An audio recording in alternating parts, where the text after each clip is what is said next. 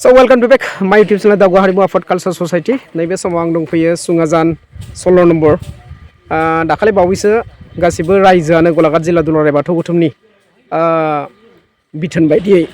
बिथांमोना गुबुन मोनसे धर्मआव दंमोन बिथांमोना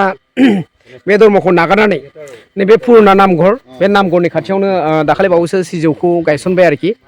जिल्लानि माखासे दैदेनगिरिफोरखौ लानानै थ' आं बेयावनो दंफैयो दिनै जोंनि गलाघाट जिल्ला दुलाराय बाथौ गौथुमनि हारिमु नेहाथारिया मैयानिफ्राय दंफैयो बिथाङा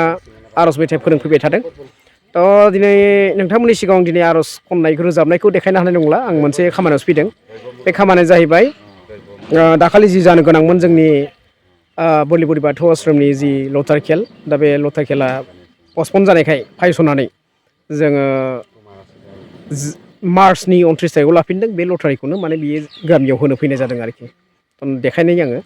नोंथांमोना नायलांदो एसे लकेसनफोरखौ